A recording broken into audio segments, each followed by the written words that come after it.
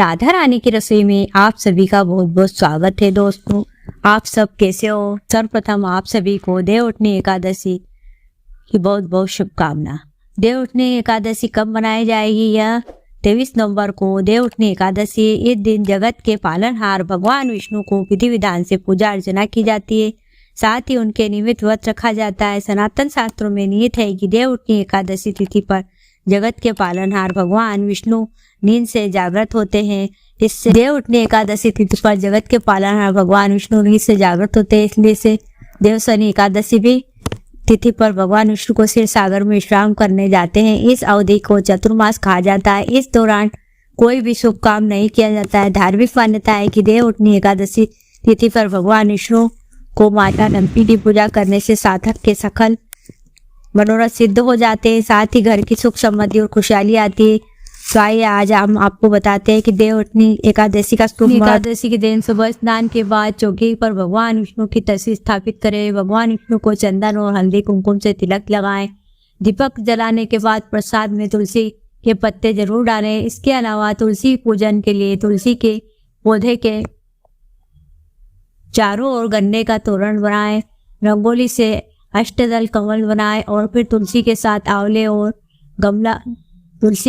आंवले का गमला भी अवश्य लगाएं और तुलसी की पूजा और आरती के बाद प्रसाद वितरित करें। अगर आपकी शादी में बार बार रुकावटें चली आ रही है और आप अपना जीवन साथी पाना चाहते हैं तो तुलसी विवाह के दिन कोई खास उपाय आप कर सकते हैं। इसके लिए आपको तुलसी विवाह के दिन तुलसी जी पर लाल रंग की चुनरी अवश्य चढ़ाना चाहिए। इसके बाद चुनरी को अपने अगले दिन संभाल कर रख लेना चाहिए। इस दिन ऐसा करने से माता तुलसी की विशेष कृपा प्राप्त होती है और मन चाहे जीवन साथी की प्राप्ति होती है। नहीं, इस दिन 7 साबुत हल्दी की गांठ लेकर केसर, गुड़ और चना की दाल को एक पीले कपड़े में बांधना चाहिए और इन सभी सामग्री को विष्णु जी के मंदिर में जाकर अर्पित करना चाहिए।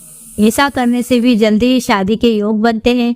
और इसके अलावा तुलसी विवाह के दिन अखंड सौभाग्य की प्राप्ति के लिए तुलसी जी को सुहाग की सामग्री अर्पित करना चाहिए और पूजा के बाद यह श्रृंगार किसी सुहागन स्त्री को दान दे देना चाहिए। ऐसा करने से पति पत्नी में प्रेम बना रहता है और दाम्पत्य जीवन भी मधुरता और वैवाहिक जीवन सुखमय हो जाता है।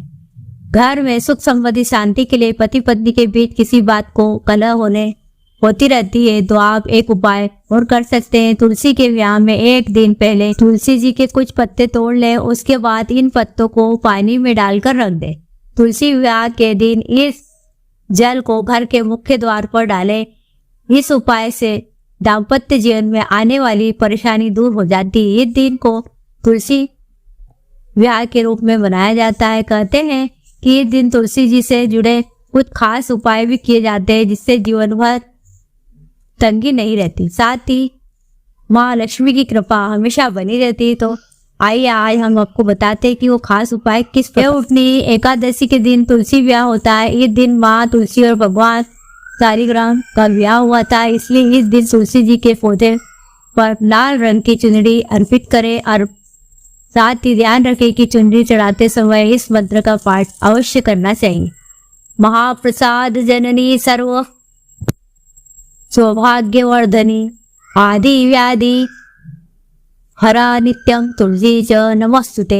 ऐसी मान्यता है कि इस मंत्र के साथ मैया को तुलसी जी को चुनरी अर्पित करने से तुलसी माँ और भगवान शालिग्राम जल्दी खुश होकर हमें सुख शांति और धन वैभव की प्राप्ति का आशीर्वाद देते हैं। तुलसी जी को माँ लक्ष्मी के रूप में माना जाता है।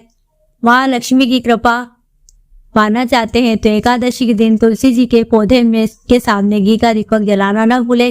साथ ही नियमित रूप से तुलसी के समक्ष घी का दिया जरूर जलाना चाहिए और देवउठनी एकादशी के दिन उपाय जरूर करना चाहिए। कच्चा दूध अवश्य डालें और ओम नमो भगवते वासुदेवाय इस मंत्र का जाप अवश्य करें और इस दिन पीले रंग का धागा लें और उसे शरीर की लंबाई जितना काट ले और उसमें 108 गांठें लगा ले। फिर इसे अपनी मनोकामना करते हुए तुलसी जी के पौधे में बांध दे।